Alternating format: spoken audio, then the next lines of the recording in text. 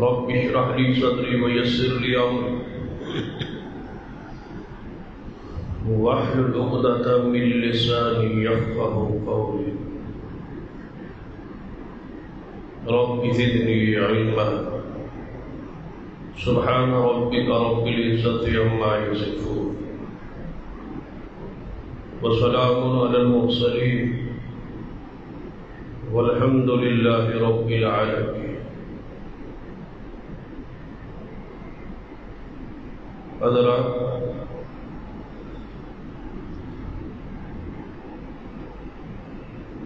ماہ محرم دی آمد قریب، جس کے اندر بالخصوص صحابہ کرام رضوان اللہ علیہ مجمعین کی شان اور مقام دے بیان کا سلسلہ جاری ہے. گزشتہ خطبہ جمعہ اندر اصحاب رسول رضوان اللہ علیہ مجمعین کی بنیادی خصوصیات اور کچھ حصہ سیدنا عثمان رضی اللہ تعالیٰ عنہ کے حوالے جاتوں سے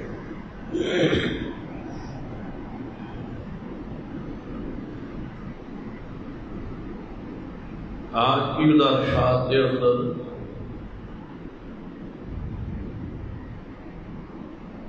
ترتیب درست کرتے ہوئے سیدنا ابو بکر صدیق رضی اللہ تعالی عنہ دے حوالے نال چند گزارشات اور آئندہ خطبہ جمعہ اندر انشاءاللہ سیدنا عمر رضی اللہ تعالی عنہ اور پھر سیدنا علی رضی اللہ تعالی عنہ کا ذکر خیر ہو.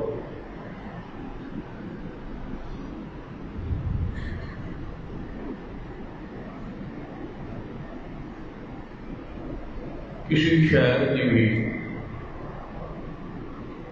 بڑی تو بڑی تعداد یا ایک بہت بڑی بھاری رقم کیوں نہ ہو، اس کی ابتدا عقائد سے ہوتی ہے، ایک سے ہوتی ہے.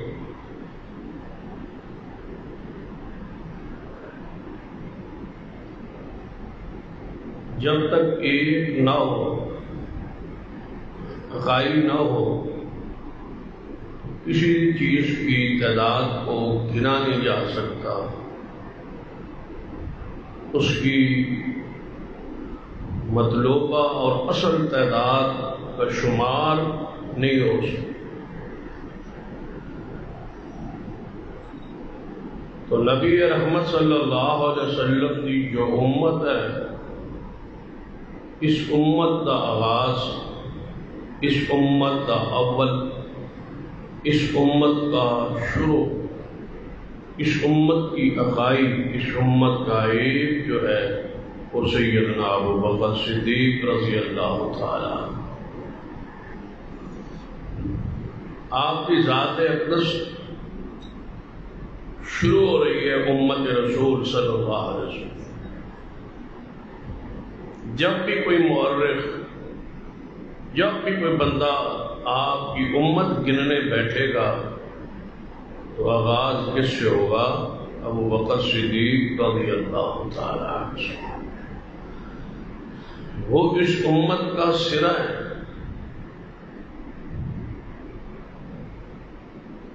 اور جس وجود کا دھڑ کا سر نہ ہو، اس دھڑ کی کوئی حیثیت نہیں ہوتی، وہ مردار ہے. لیکن انسان کا وجود کی بقا لیے ضروری ہے کہ اس کا سر قائم ہو، اور اس امت کا سر جو ہے وہ سیدنا ابو بکر صدیق رضی اللہ عنہ.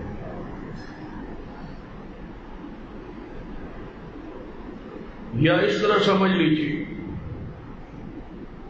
کہ نبی علیہ الصلوۃ والسلام کی وہ حدیث جو صحیح البخاری اندر ہے کہ جس طرح کوئی ایک محل بنانے والا محل بنائے اور بڑا خوبصورت محل بنائے، لیکن اس محل اندر ایک اینٹ کی جگہ خالی رہے. پھر وہ دعوت دے کہ آؤ محل دیکھو، میں محل بنایا ہوں، کیسا بنایا. جڑا بندہ اس محل داخل ہوئے وہ کہے کہ یار محل تے بڑا خوبصورت ہے، انتہائی عمدہ ہے، لیکن اس کے اندر ایک اینٹ کی جگہ خالی ہے. کہا یہ اینٹ لگا دی جاتی تو یہ محل پورا ہوتا. نبی علیہ السلام نے فرمایا اس سے مراد نبوت کا محل ہے. اس اندر ایک اینٹ کی گنجائش تھی اور وہ آخری اینٹ میں محمد صلی اللہ علیہ وسلم ہوں. مجھے وہاں رکھ دیا گیا، لگا دیا گیا اور نبوت کا محل مکمل ہو. جس طرح قصر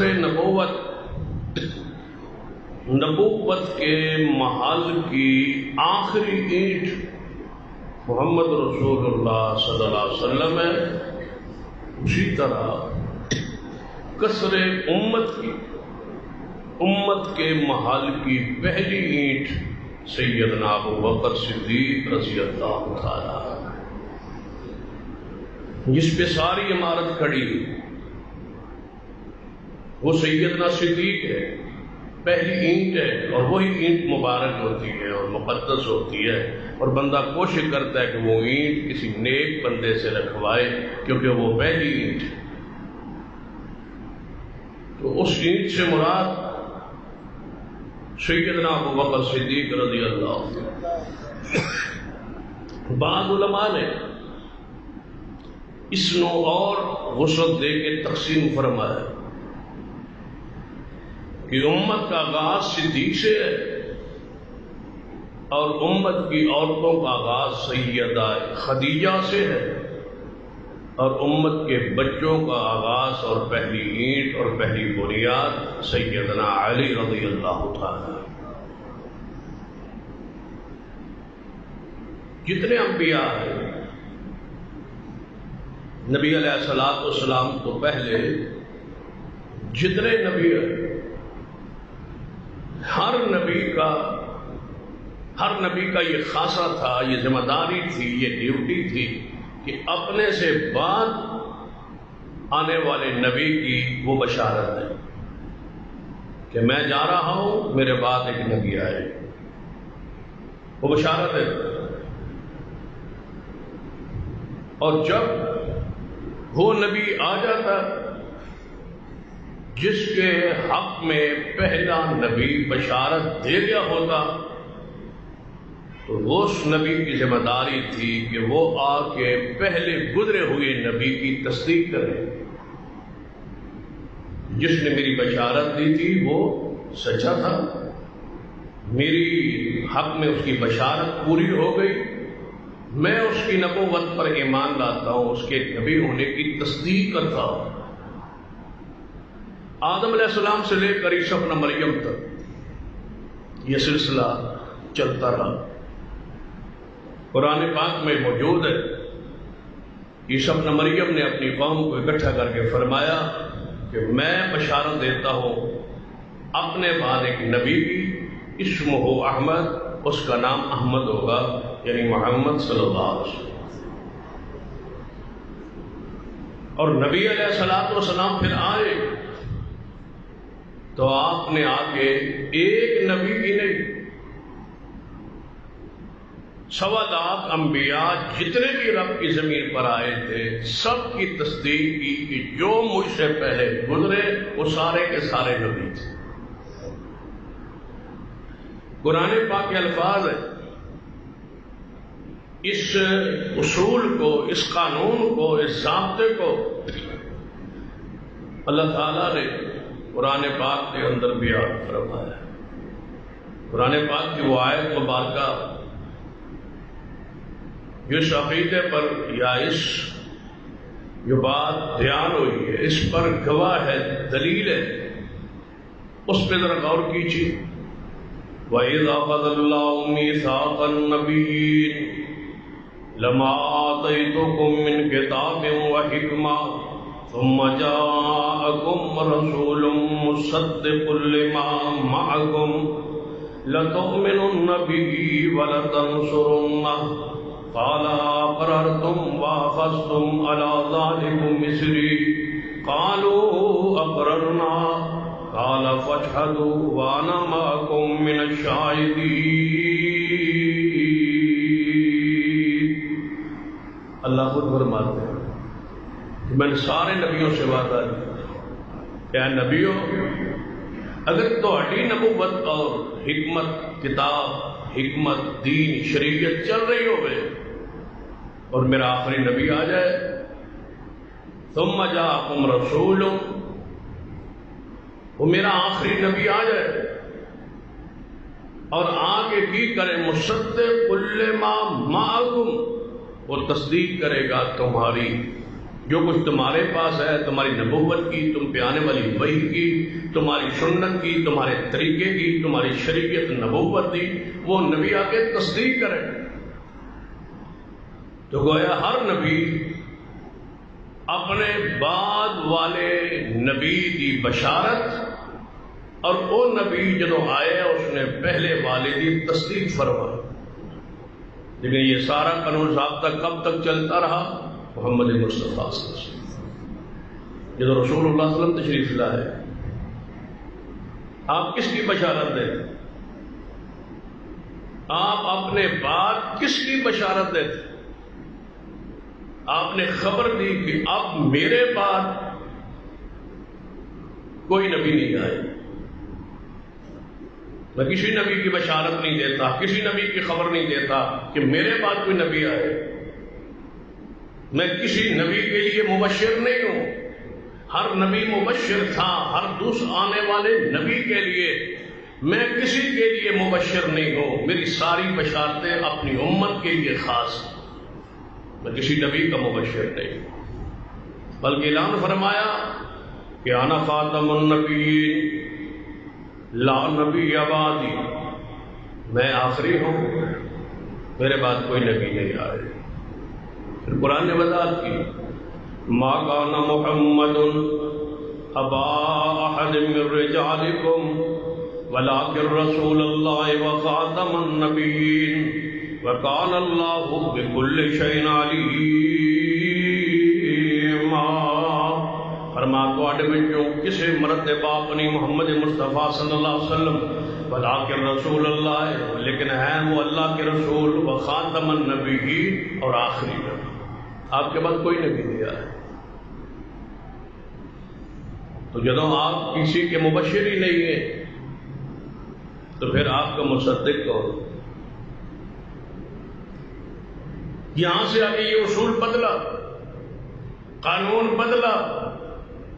فرمایا محبوب آپ کسی اور بعد میں آنے والے نبی کے مبشر نہیں ہیں. ہم آخری نبی ہیں آپ کے بعد نبی کوئی نہیں. جب نبی ہی نہیں تو پھر آپ کی مصدق کون ہوگا تصدیق کون کرے گا؟ تو فرمایا اب مصدق نہیں آئے گا. اس سے ایک اہم ترین درجہ ایک اہم ترین صفت اور مقام کہ آپ کے لیے مصدق نہیں ہے لیکن آپ کے لیے ہم نے صدیق بنایا. مصدق نہیں ہے صدیق ہے. فرمایا یہ قانون بدل گیا ہے. اب آپ کے لیے صدیق ہے جو سب سے پہلے آپ کی تصدیق کرے. قرآن پاک کے الفاظ الذی جاء بالصدق وصدق به اولئک هم المتقون. الذی وہ ذات وہ شخصیت کون؟ جناب محمد صلی اللہ علیہ وسلم رسول اللہ کا ذکر ہے. الذی جاء بالصدق وہ ہستی وہ ذات جو آئی سچائی کے ساتھ. کون؟ محمد مصطفیٰ. وصدق به اور دوسری شخصیت جس نے تصدیق کی محمد کی ایمان لائے محمد مصطفیٰ پر. بالاتفاق اس دوسرے سے مراد کون ہے؟ صدیق. ایک ہے آنے والا صدق کے ساتھ، ایک ہے تصدیق کرنے والے سیدنا ابوبکر۔ فرمایا آپ کے لیے ہم نے صدیق کو بنایا ہے۔ علماء امت نے لکھا ہے کہ صدیق اتنا دور سے جڑے ہوئے تھے جس طرح بندے کا سایہ بندے سے جڑا ہو۔ رسول اللہ کا سایہ اگر کسی انسان کی صورت میں دیکھنا ہے تو وہ ابوبکر صدیق رضی اللہ عنہ، جو ذات سے جدا نہیں ہو، ساتھ ساتھ سایہ چلتا ہے۔ جیسے سایہ انسان کے وجود کے ساتھ ساتھ رہتا ہے، اسی طرح صدیق ساتھ ساتھ رہے۔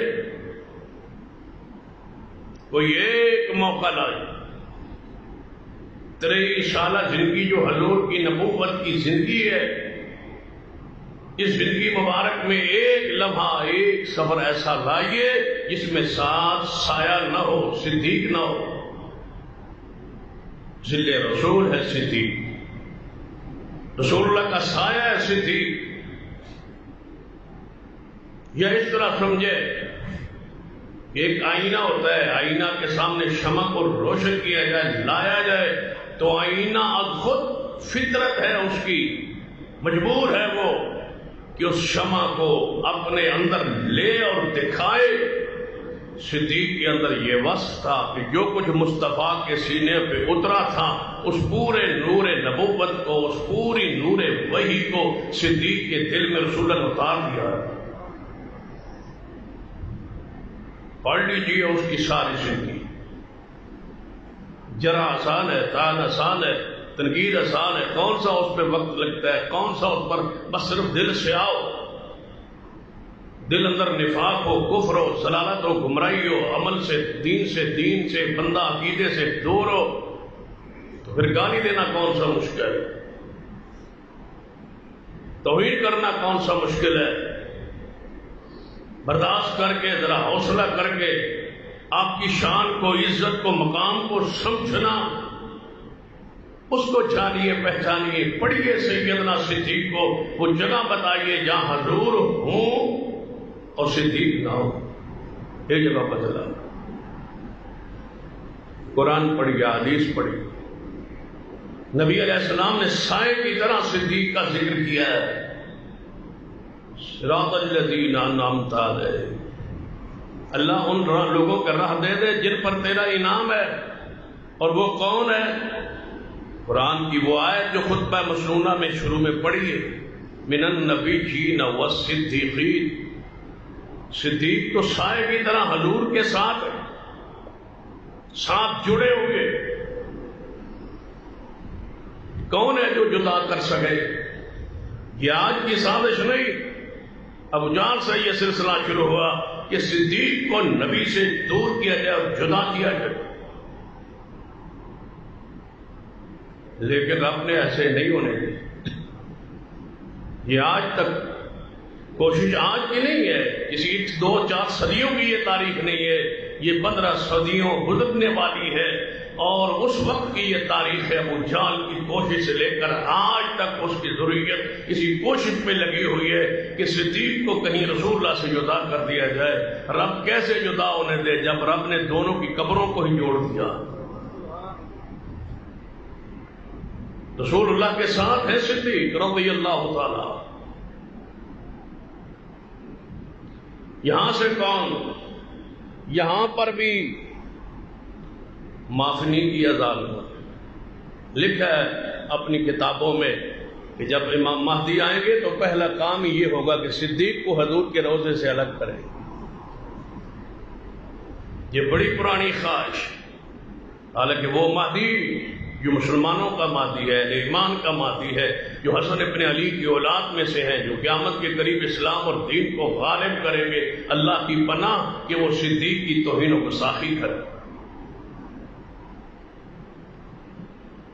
لیکن یہ کوشش ہے اور ارادہ، نیت کے اندر فطور موجود ہے کہ صدیق رسول اللہ کے ساتھ جڑا ہوا کیوں ہے؟ بے سایہ جدا کیسے ہو؟ سایہ تو ساتھ ہی رہتا، خود ذلے رہے، رسول ہے، کس طرح اس کو جدا کرو گے؟ بہترین موقع تھا ایک جدا ہونے کا کہ ہجرت کے وقت حضور چلے جاتے اور صدیق مکے میں رہ جاتے، اللہ نے اس وقت بھی برداشت نہیں۔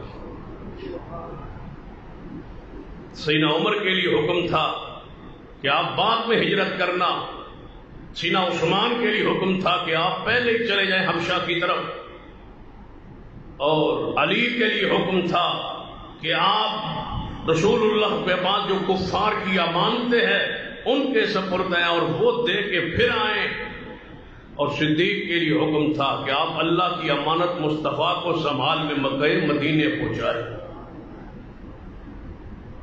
جس کے پاس لوگوں کی امانتیں ہیں وہ علی ہے، اور جس کے پاس اللہ کی امانت محمد ہے وہ صدیق ہے رضی اللہ۔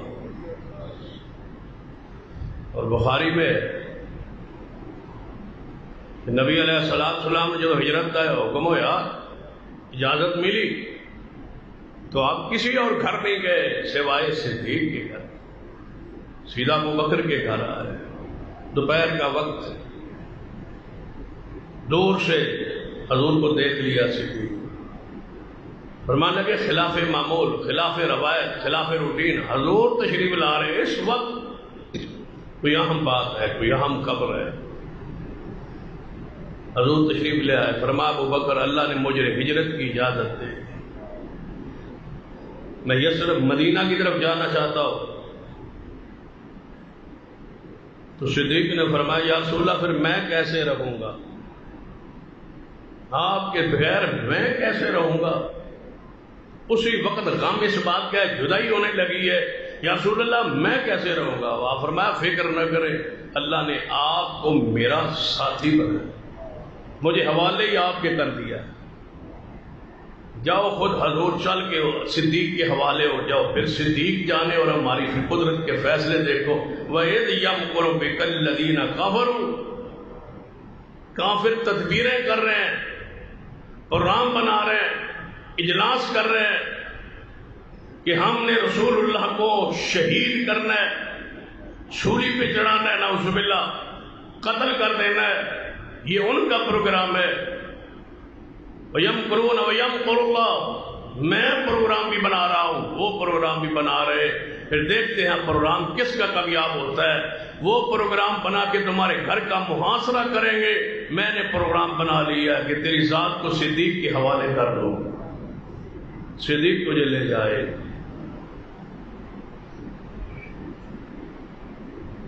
یہ سب سے مشکل سفر ہے جس میں جان کا خطرہ ہے۔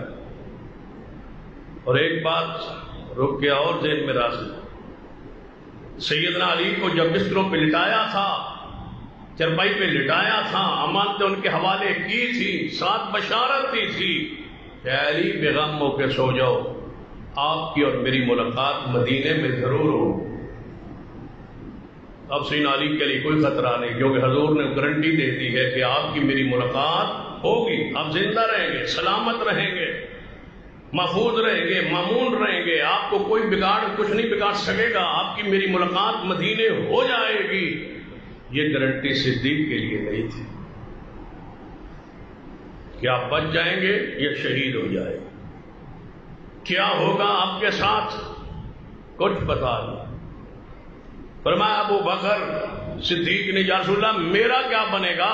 فرمایا آپ میرے ساتھی ہیں، اللہ نے تجھے میرا ساتھی بنایا۔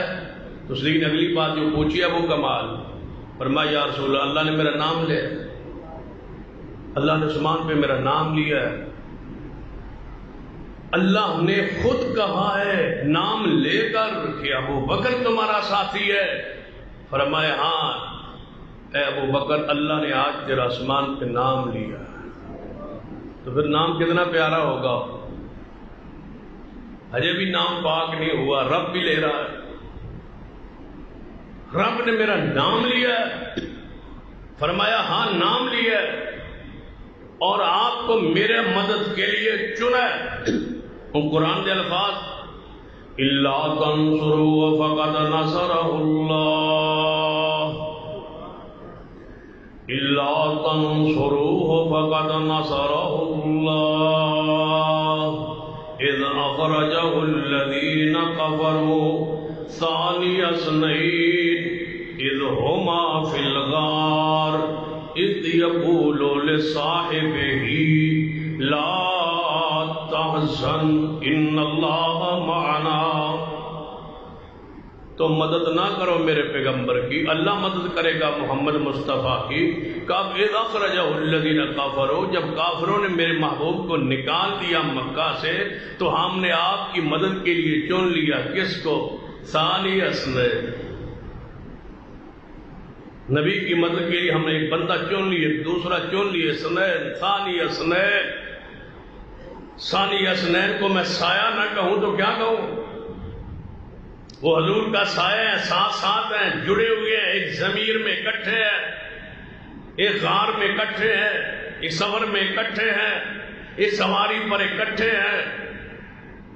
کوئی راز و نیاز کی باتیں ہوتی تو صدیق سے ہوتی. لوگ کہتے ہیں فلاں اصلی کو شخصیت کو حضور نے الوکھرے گلہ دسی حسن، صدیق وکھرا تو حضور کے ساتھ صدیق چلتا رہا. جدو 3 راتیں غار میں بیٹھے تھے، بتاؤ 3 دنوں میں کوئی بات رہ جاتی؟ 3 دن 3 راتیں غار میں گزاری ہے. تیسرا تو ہے کو نہیں، 2 ہی ہے. قرآنی نص ہے، اختلافی بات بھی نہیں ہے. اختلافی تو یہ ہے نا کہ ہم کہتے ہیں خلیفہ بلا فصل صدیق ہیں، دوسرا گروہ کہتے ہیں نہیں خلیفہ بلا فصل علی ہے. اختلاف ہے. اختلاف یہ ہے کہ ہماری کتابیں کہیں غار میں صدیق تھا اور ان کی کتابیں کہیں کہ نہیں غار میں علی تھے. یہ تو ہوا اختلاف. یہاں تو اختلافات بھی ختم ہو گئے. سارے مسالک، سارے مذاہب، سارے عقائد، ساری تاریخ، ساری سیرت، ساری کتب حدیث، قرآن، سب کچھ اس بات پر متفق ہے کہ دوسرا غار میں صدیق تھے رضی اللہ تعالی. تو پھر کوئی اختلاف نہ ہو. جو نہیں مانتے وہ بھی کہتے ہیں صدیق ہی تھے. سارے کہتے ہیں علی امانتوں ہوئے ان کے سپرد تھی، علی مکہ میں تھے، علی نے حضور کے ساتھ نہیں، حضور کے بعد ہجرت کی ہے، صدیق نے حضور کے ساتھ کی ہے. جڑے ہوئے. اللہ فرماتا ہے تسی مدد نہ کرو، اللہ مدد کرے گا. بدریہ صدیق کرے گا، کافر نکالیں گے، صدیق بچائے گا. ثانی اثنین اذ ہما فی الغار. غار کا احترام کرتے ہو اس لیے کہ اس کا ذکر قرآن میں ہے. جس جگہ کا ذکر قرآن میں ہو اس کا احترام کرتے ہو. اقصی مسجد اس کے گرد و نواح کا احترام کرتے ہو کہ الذی بارکنا حولہ ذکر قرآن میں ہے. شام کی زمین کا احترام کرتے ہو اس لیے کہ قرآن پاک میں اس کا ذکر ہے. میں سوال کرتا ہوں جو اس غار میں 2 تھے، ایک نبی، اس کا احترام کرتے ہو، دوسرے کا قصور و جرم کیا ہے؟ بتلاؤ. قرآن نے کوئی اس کے لیے الگ موقف پیش کیا ہے؟ کوئی اس کا الگ کردار پیش کیا ہے؟ قرآن نے کوئی نعوذ باللہ اس کی خیانت بیان کی ہے؟ غار میں 2 شخصیات، ایک نبی اور صدیق ہے، دونوں کا کردار موجود ہے. نبی کا احترام ہے، صدیق کی توہین و گستاخی کیوں ہے؟ بتلاؤ. اس نے غار میں کوئی اور کردار ادا کیا ہے؟ کوئی جرم کیا ہے؟ راز کھولا ہے، راز فاش کیا ہے، حضور کی خدمت نہیں کی، حضور کو اپنی گود میں لٹایا نہیں، حضور کو کندھوں پہ اٹھایا نہیں، حضور کی خدمت نہیں کی. کوئی ایک جرم، کوئی ایک قصور صدیق کا واضح تو کرو. آخر دشمن جو بنے ہو، مخالف جو بنے ہو، نہیں جو مانتے، تو پھر کوئی فرد جرم تو بھی عائد ہو. یہ ہے ان کا جرم، یہ ہے ان کا قصور. چاہیے سیدنا صدیق.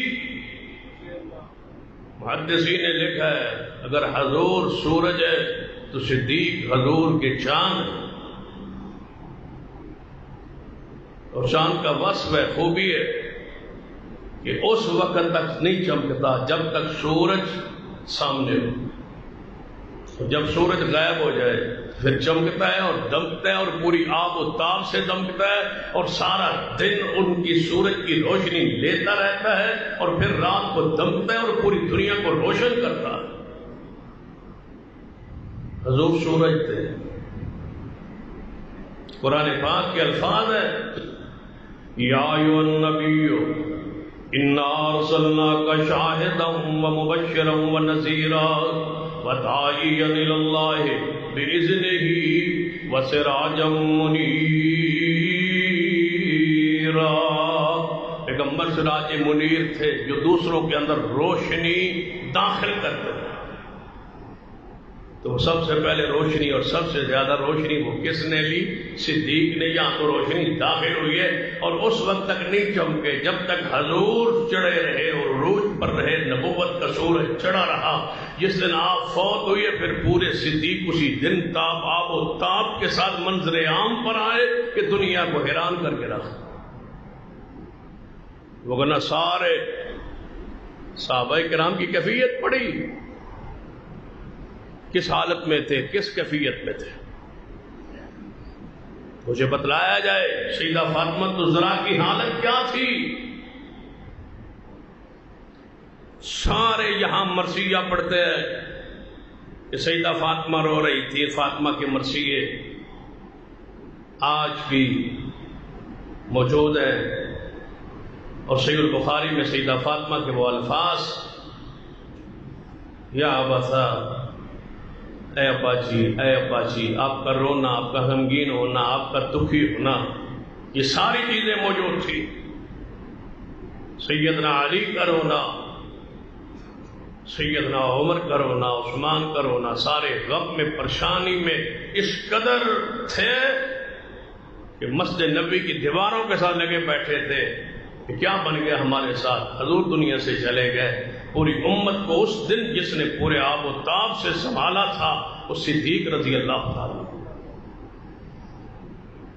صدیق نہ ہوتے کوئی ایسا سانحہ پیش آتا کہ جس کو دوبارہ سمیٹنا مشکل ہوتا، یہ صدیق ہے جس نے سنبھالا۔ بس پردے میں جانے کی دیر تھی، غروب ہونے کی دیر تھی، پھر صدیق نے سنبھالا اور پیچھے پیچھے چلتے رہے۔ چاند کا یہ وصف ہے کہ سورج کے پیچھے چلتا۔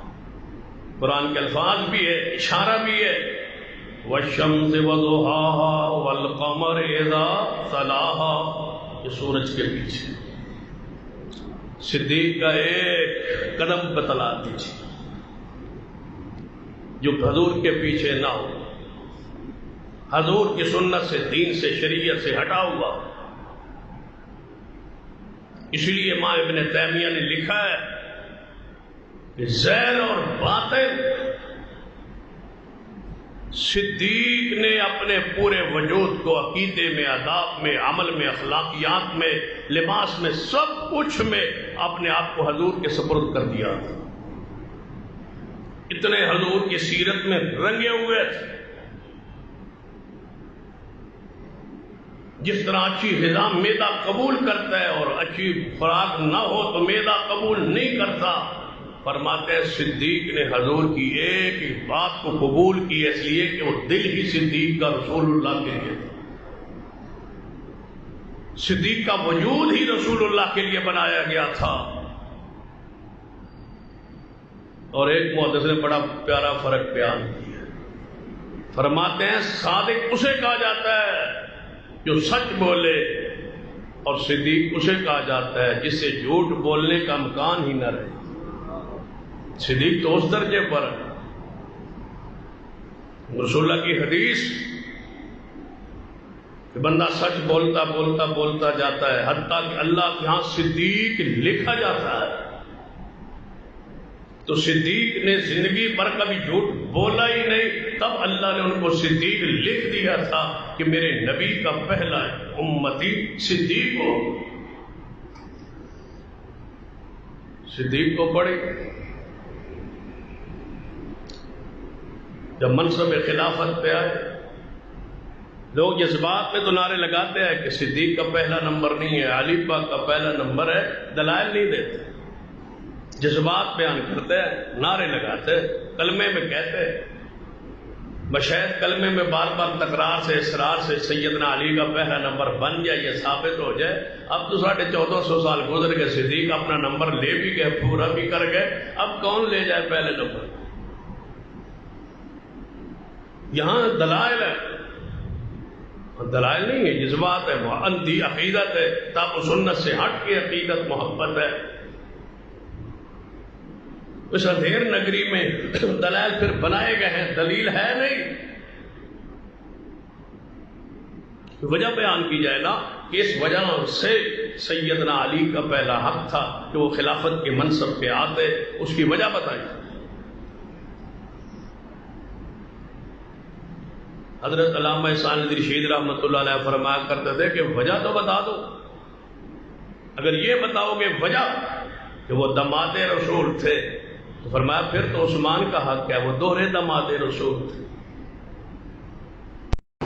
اگر وہ بتاؤ گے کہ وہ چچا کے بیٹے تھے تو پھر تو عباس کا حق ہے، جو اصل چچا حضور کے موجود ہے۔ بیٹا تو حقدار بعد میں ہوتا ہے نا، جب چچا اصل موجود ہے عباس، پھر تو وہ حقدار ہوئے۔ کوئی وجہ بتاؤ،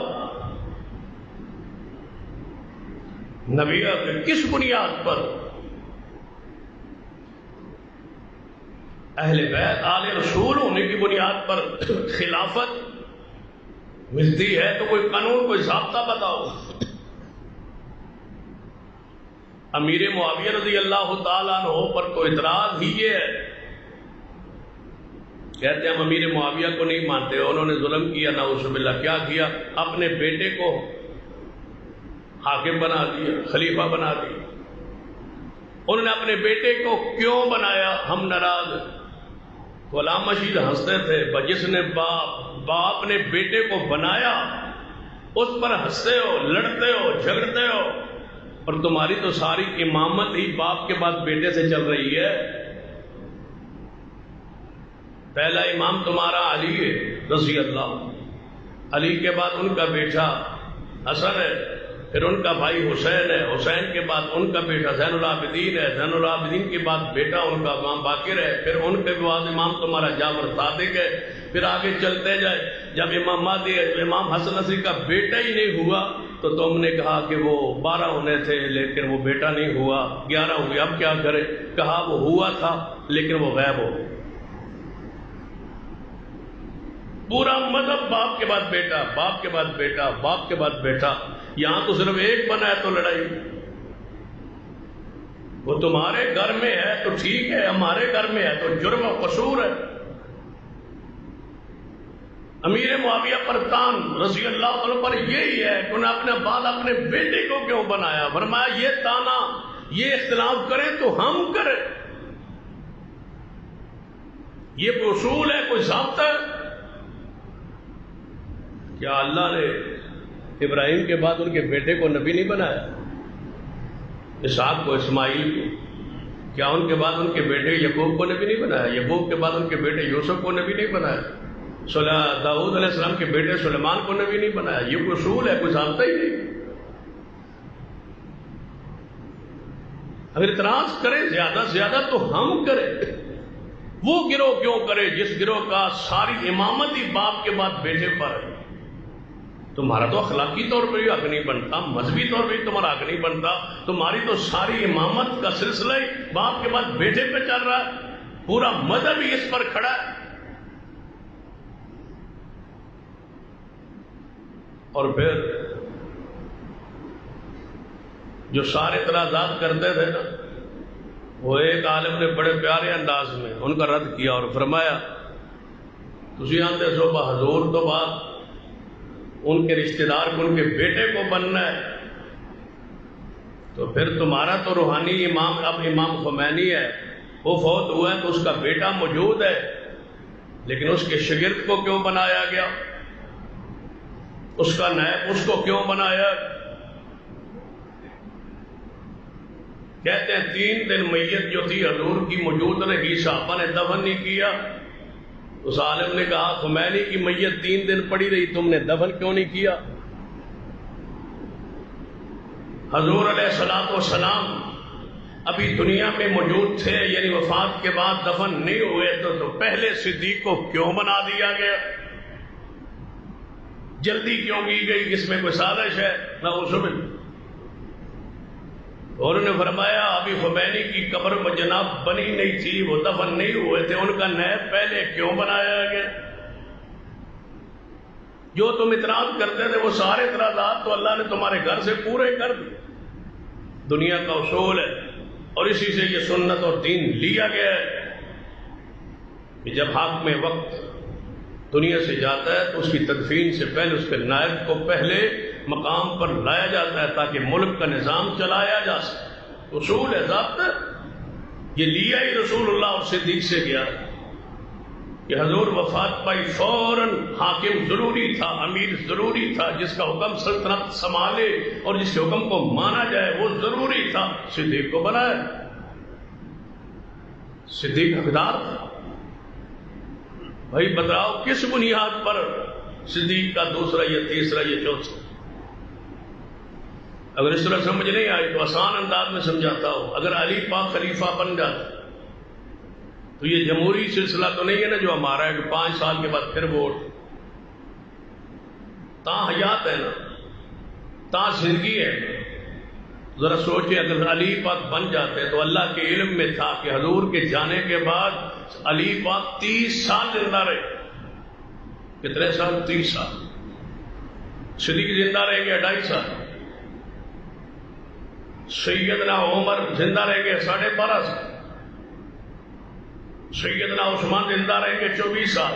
یہ تینوں علی پاک کی خلافت کے اندر فوت ہو جاتے، اور قرآن کا وعدہ تھا وعد اللہ الذین آمنوا منکم وعملوا الصالحات لیستخلفنہم فی الارض، کہ اللہ پیغمبر کے کئی مومنین صحابہ کو خلافت دے گا، تو خلافت تو ایک تک محدود رہتی، تا زندگی وہ حاکم ہوتے۔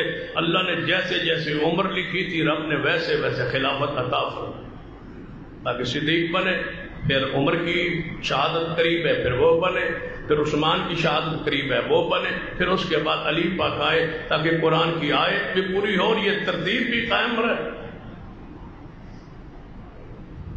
صدیق تو حقدار ہے خلافت، کوئی نااہل ہونے کی نعوذ باللہ وجہ بھی تو بتاؤ نا۔ مار نہیں کھائی، نماز نہیں پڑھتے تھے، نعوذ، قرآن کے عالم نہیں تھے، حدیث کے عالم نہیں تھے۔ کون سا مارکہ ہے جس میں صدیق نہیں تھے؟ کون سا غزوہ ہے جس میں صدیق نہیں تھے؟ کون سا صبر ہے جہاں حضور ہے اور صدیق نہیں ہے؟ کون سا موقع ہے جہاں صدیق نے مال نہیں پیش کیا؟ کوئی نقص بھی تو بیان کرو، کوئی حضور کی زندگی میں کسی کبیرہ گناہ کی نسبت صدیق کی طرف کرو، ہم جواب دیں۔ کوئی ایک کبیرہ گناہ جو صدیق کی طرف منسوب تو کرو۔ جس دن ایمان لائے اس دن سے لے کر صرف حضور کی وفات تک صدیق نے یہ قصور کیا، یہ جرم کیا، یہ گناہ کیا، نعوذ باللہ، بیان کرو۔ صدیق نے قسم اٹھائی تھی کہ میں نے زمانہ جاہلیت میں بھی کبھی زنا نہیں کیا، جاہلیت کا زمانہ دیکھا ہے، زنا نہیں کی، شراب نہیں پیا۔ جس وقت شراب حرام نہیں تھا صدیق اس وقت بھی نہیں پیتے تھے، زنا نہیں کیا، حضور کے بچپن کے ساتھ ساتھ رہے، نبوت سے پہلے بھی حضور کے دوست ہے۔ کوئی وجہ، اور اگر یہ وجہ سمجھنا ہے تو پھر دوسری وجہ پہ غور کر لو۔ جب حضور بیمار تھے تو 1.5 لاکھ صحابہ کرام موجود تھے، صدیق کا نام کیوں لیا مصلی پاک کے؟ کوئی تاریخ انکار کرے، کوئی حدیث انکار، کوئی اس کے خلاف آئے کہ حضور بیمار ہے، نماز کا وقت ہے، مسجد نبوی میں صحابہ کرام سے بری ہوئی ہے، صحابہ انتظار کر رہے کہ حضور آئیں اور جماعت کرے۔ آج کس پر انتخاب ہو؟ سیدنا علی موجود ہے، حسنین کریمین موجود ہے، وہ اصحاب رسول جن کو تم مانتے ہو وہ سارے موجود ہیں۔ آج نظر انتخاب، نظر نبوت اور زبان نبوت سے صدیق کا نام کیوں ہے، اس کی وجہ بتا۔ فقہ جعفری اور فقہ حنفی اور آل و سنہ اہل حدیث سارے متفق ہے امامت وہ کرائے جس پاس قرآن اور حدیث کا علم سب سے زیادہ ہو۔ اس پر ہم سارے متفق ہیں، سارے فقہی کتابیں متفق ہیں کہ امام وہ ہو، خطیب وہ ہو، امام وہ ہو جو اس وقت وہاں جو موجود ہے ان میں سے جس کے پاس قرآن اور حدیث کا علم سب سے زیادہ ہو، جماعت وہ کروائے۔ اللہ اسے درجہ دیتا ہے، مصلی پہ اس کو لاتا ہے۔ تو آج حضور نے یہ بیان کیا تھا نا کہ امامت دے لائق وہ ہے جسے قرآن کا علم زیادہ ہو۔ آج حضور خود بیمار ہے، مصلی پہ امام کا انتخاب کر رہے ہیں، حضور کے سامنے وہ حدیث اپنی بیان کی ہوئی ہے، وہ اصولی حدیث حضور بیان فرما چکے ہیں، بتلا چکے ہیں۔ امام وہ ہو جس کے پاس قرآن حدیث کا علم زیادہ ہو۔ آج حضور علیہ السلام کو صحابہ کہتے ہیں یا رسول اللہ جماعت کون کروائے؟ پھر آج حضور اسے ہی منتخب کریں گے نا جس کے پاس علم زیادہ ہوگا۔ حضور نے کیا فرمایا؟ مرو ابا بکر، مرو ابا بکر فلیصلی بالناس، ابو بکر کو کہو وہ جماعت کروائے۔ اور جب آپ صدیق کو حکم دے دیا، صدیق مصلی پہ چڑھ گئے، جماعت شروع ہو گئی۔ حضور کو اللہ نے افاقہ دیا، پہلے 3 باری حضور نے کوشش کی تھی، افاقہ نہیں ہو، ہوں آرام آ گیا حضور کو۔ اچانک آنکھ مبارک کھولی، دیکھا ایک طرف سیدنا عباس کھڑے تھے اور دوسری طرف سیدنا علی کھڑے تھے حضور کی بیماری کے لیے مسجد نبوی میں اندر صدیق جماعت کروا رہے ہیں۔ دیکھو اللہ دی حکمت، جتنا بھی غور کرو گے نا تو ایک عجیب بات سمجھ آئے گی۔ جے جماعت ہو جاندی تے صدیق پڑھا دیندے تے سلام پھر جاندا تے انہاں سانو معاف نہیں سی کرنا، کہنا سی جماعت تے کرائی سی صدیق لیکن علی پاک نے کوئی نہیں پڑھی، سینا عباس نے نہیں پڑھی، وہ تو حضور کے حجرے میں۔ اللہ نے حضور کو افاقہ دیا، آنکھ مبارک کھولی، عباس و علی ہے، فرمایا جماعت ہو گئی، یا رسول اللہ صدیق نماز پڑھا رہے ہیں، فرمایا مینوں اپنے کندھیاں تے سہارا دیو تے میں لے چلو تاکہ میں تانوں صدیق دے پیچھے کھڑا کر دوں۔ حضور کو لے آئے، حضور علیہ السلام دے ایک ہاتھ عباس کے کندھے پر ہے، دوسرا علی پاک کے کندھے پر ہے۔ امی عائشہ فرماتی ہے میں پیچھے سے دیکھ رہی تھی، حضور کے پیراں دی لکیر بنتی جا رہی تھی، اتنی کمزوری تھی کہ حضور پاؤں مبارک زمین پہ نہیں رکھ سکتے تھے لیکن جا رہے تھے تاکہ ابو بکر کے پیچھے علی اور سیدنا عباس کو کھڑا کر۔ حضور مسجد میں پہنچے، صحابہ نے کھنگورے مارے، صدیق کو پتا چلے حضور تشریف لائے، جہاں حضور ہو وہاں پھر اور کوئی امامت پہ کھڑا تو نہیں ہو سکتا۔ صدیق مصلی سے پیچھے ہٹنا چاہا کہ حضور کے لیے مصلی خالی کر دو، حضور نے فرمایا ابو بکر کھڑا رہے، یہ مصلی تیرا ہے میرا نہیں رہا۔ پڑھیے نا بخاری ہے، مکان یہ تیرا مصلی ہے، یہ تیری جگہ ہے، یہ تیری واسطے ہے، تو اس کے لیے ہے، یہ تیرے لیے ہے، تو یہیں کھڑا رہے گا، میں پیچھے کرنے نہیں آیا، میں تو تیری خلافت اور امامت پہ مور لگانے آیا ہوں۔ دوسری حدیث یہ بھی صحیح البخاری ہے کہ نبی علیہ السلام نے نا 17 نمازیں صدیق نے پڑھائی ہیں نا، حضور نے گھر پڑھی ہے، نہیں جماعت کے ساتھ تشریف لائے۔ 17 نمازیں حضور کے زمانے میں، حضور کی موجودگی میں، حضور کی بیماری میں، حضور کی تکلیف میں صدیق جماعت کرواتے رہے۔ ایک بار نبی علیہ السلام نے امی عائشہ فرماتی نے کھڑکی کھولی، جماعت ہو رہی تھی، حضور نے فرمایا عائشہ ذرا کھڑکی کھولنا تو میں ذرا صدیق دی امامت ویخ تلوا، صدیق کے میں جماعت کرا ذرا ویخ تلوا صحابہ تو جو اندروں جھانکیا نا تو بخاری چاہتا ہے کہ حضور ہس پہ مسکرائے، دندان مبارک مسکراتے ہوئے زہر ہوئے۔ ایک صحابی نقشہ کھچتا ہے، فرماتا ہے میں مگروں آ رہا سا نماز شامل ہونے لئی، جماعت اگے ہو رہی تھی، جدوں حضور علیہ السلام نے کھڑکی کھولی تے مسکرائے تے مسجد نبی چمکی تے میں حضور دے چہرے ول ویکھیا، میں انج لگدا سی جویں رحل تے اللہ دے قرآن دا ورق سجیا ہو، ایسے حضور کا چہرہ۔ حضور خوش ہو رہے تھے، مسکرا رہے تھے، ہنس رہے تھے صدیق کی امامت کو دیکھ کر۔ اس سے محدثین نے یہ لکھا ہے کہ صدیق کی امامت پر دل سے راضی ہو کے خوش ہونا بھی میرے مصطفیٰ کی سنت ہے رسول اللہ۔ پھر منصب خلافت پہ صدیق نے آ کے کیا کہا؟ خلیفہ بن گئے، بنا دیے گئے، تو پھر آ کے پہلا خطبہ دیا۔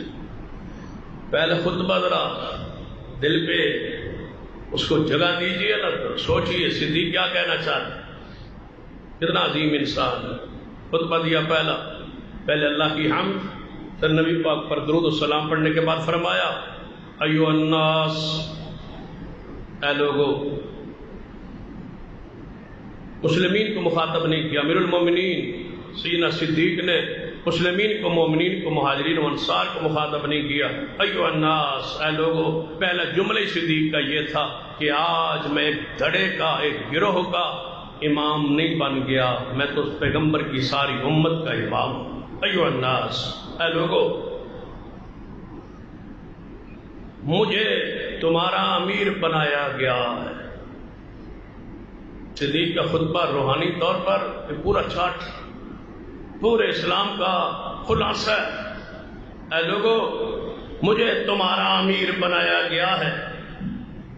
پہلے جملے میں کیا واضح کیا؟ میں بنا نہیں، میری چاہت نہیں، میری خواہش نہیں، میری تڑپ نہیں، میرا ارادہ نہیں، میری اس میں کوشش نہیں، مجھے بنایا گیا ہے، میں بنا نہیں ہوں، خود نہیں بنا۔ اور پوری ذمہ داری سے ممبر پہ کھڑے ہو کے یہ کہہ رہا ہوں، ساری زندگی صدیق کی اور ساری زندگی سیدنا عمر کی، ایک ہماری کتابوں میں سے، اپنی کتابوں میں سے کوئی ایک جملہ نکالیے جس میں صدیق نے کبھی اپنی حکومت کے لیے حضور کے بعد پلا نہیں کی، کبھی اظہار کیا ہو، کبھی خواہش کی ہو۔ اور کچھ باتیں ایمان کی ہوتی ہے اور کچھ باتیں مولویوں کے پاس، خطیبوں کے پاس امانتیں بھی ہوتی ہیں۔ سیدنا ابو ہریرہ فرمایا کرتے سن نا، میں وہ باتیں حضور کی ساری بتا دوں تو مدینے والے لوگ میرے پیچھے ڈانگ لے کے نکل پڑے۔ ساری باتیں جو کتابوں میں موجود ہیں اگر ہم وہ بیان کریں تو آپ ماحول برداشت نہ کر پائے۔ کسی کے ساتھ ایمان وابستہ ہوتا ہے، کسی کے ساتھ عقیدہ وابستہ ہوتا ہے، کسی کے ساتھ عقیدت وابستہ ہوتی ہے۔ بیان وہ کی جاتی ہے باتیں جو عوام الناس سے متعلقہ ہو۔ بس یہی رافضیوں میں اور اہل سنت میں فرق ہے کہ ہم وہ باتیں بیان نہیں کرتے جو ایمان کی نفی کی طرف جائیں، اور وہ بیان کر دیتے ہیں صحابہ کے بارے میں وہ باتیں چاہے ان کا ایمان رہے یا نہ رہے، اس لیے تو رہا نہیں۔ کبھی پلانے کی ہو، کبھی خواہش کی ہو، کبھی اظہار کیا ہو، کبھی نجی محفل میں بیٹھ کے گفتگو کی ہو کہ حضور بیمار ہیں، حضور دنیا سے جا رہے ہیں، کبھی ہمارا نمبر بھی آئے گا، ہم بھی خلیفہ بنے گے، ہماری حکومت بنے گی، کوئی پلانے کو پروگرام بنائے، کبھی کوئی اشارہ کیا اس صدیق کو عمر عثمان نے تو حوالہ لائی۔ اچانک امت متفق ہوگی صدیق پر، فرمایا مجھے بنایا گیا ہے۔ وَلَسْتُ بِخَيْرِكُمْ، وا صدیق تیری عائشی انکساری پر میں تم میں سے بہتر نہیں ہوں۔ کس لحاظ سے؟ یہاں محدثین نے لکھا ہے یہ عائشی انکساری ہی نہیں، صدیق حقیقت کہہ رہے ہیں۔ فرمایا نماز میں، روزے میں، تقوی میں، علم میں، ساری چیزوں میں ہو سکتا ہے اللہ نے مجھے بڑا مقام دیا ہو، لیکن انتظامی امور، حکومتی امور کو چلانا یہ ہر متقی کے بس کی بات نہیں ہوتی۔ یہ ضروری نہیں ہوتا کہ قرآن اچھا پڑھنے والا منتظم بھی اچھا ہو، اچھا قاری جو ہے منتظم بھی اچھا ہو۔ فرمایا تم میں سے کئی انتظام چلانے والے مجھ سے بہتر ہیں، لیکن مجھے لوگوں نے چن لیا ہے، امت نے چن لیا ہے، مسلمانوں نے چن لیا ہے، میں خود نہیں بنا۔ اور اگلی بات، اللہ نے قرآن نازل کیا ہے اور محمد نے سنت کو قائم کیا ہے۔ ہمیں صرف قرآن نہیں، ہم نے محمد کی سنت کو بھی ماننا ہے۔ سنت حضور نے قائم کی ہے، قرآن رب نے نازل کر دیا ہے۔ نیکی کرنا تقویٰ دنائی ہے، فسق و فجور بے وقوفی ہے، گناہ کرنا بے وقوفی ہے۔ دنائی یہ ہے کہ بندہ متقی و پرہیزگار اختیار کرے، جو غاصب ہو، جو راتوں رات سنبھال لے حکومت، جو کسی کا حق چھین لے، اللہ کی قسم وہ ممبر پہ پھر ایسی باتیں نہیں کیا کرتا۔ تقویٰ دنائی ہے۔ علی پاک محفل میں موجود ہیں، آل رسول موجود ہے، پہلے خطبے میں دنائی تقوی ہے، گناہ کرنا بے وقوفی ہے، اور سن لو تم میں سے جو طاقتور ہے میرے نزدیک انتہائی کمزور شخص ہے، جب تک میں اس سے کسی کا حق لے نہ لوں، یاد رکھنا ابو بکر جب تک ہے اپنی حکومت کی رٹ قائم کرے گا اور طاقتور لوگوں سے حق چھین کے کمزوروں کو دے گا۔ اس لیے مجھ سے پوچھے غور کرو ذرا، جو طاقتوروں سے حق چھین کے غریبوں کو لٹا رہا ہے، علی پاک محفل میں موجود ہے، کہہ سکتے تھے تم نے تو ہمارا حق چھین لیا ہے، تم کا حق کیا لٹاؤ گے؟ ایک جملہ کہا ہے تو پیش کیجئے، نہیں تو یہ جرت سے جملہ وہی کہہ سکتا ہے جس نے کبھی کسی کے حق پہ خود ڈاکہ مارا نہ ہو۔ میرے نزدیک تمہارا کمزور آدمی انتہائی طاقتور ہے، جب تک میں اس کا حق دلوا نہ دوں، اور میں پہلی راہ پہ چلنے آیا ہوں، صدیق کی تاریخی بات، پہلی راہ پہ چلنے آیا ہوں، نئی راہ نکالنے نہیں آیا، سنت پہ چلنے آیا ہوں، بدعت جاری کرنے نہیں آیا۔ اچھا کام کرو، میرا ساتھ دو، اگر کجروی ٹیڑھا پن اختیار کرو، مجھے پکڑ کے سیدھا کرو، صدیق تجھے کچھ نہیں کہے گا۔ اور اگلی بات، جہاد کو نہیں چھوڑیں گے، جو جہاد چھوڑ دے وہ ذلیل و رسوا ہو جاتا ہے۔ جس قوم میں بدکاری ہو اس پر مصیبتیں نازل ہوتی ہے، جب صدیق ہے جہاد بھی جاری رہے گا، اور صدیق کے دور حکومت میں کسی کو بدکاری اور بے حیائی کرنے کی اجازت نہیں ہو۔ اللہ کی اطاعت کرو تو میری اطاعت کی جائے، رسول اللہ کی اطاعت کرو تو میری اطاعت کی جائے۔ اگر کتاب و سنت کو چھوڑ دو، جاؤ صدیق اعلان کرتا ہے میری اطاعت تم پہ لازم نہیں ہے، اس وقت تک ہے جب تک کتاب و سنت پر قائم رہو۔ یہ صدیق ہے، اس سے بڑا انسان اور کون ہو سکتا ہے؟ اقول قولی ھذا واستغفر اللہ لی ولکم ولسائر المسلمین۔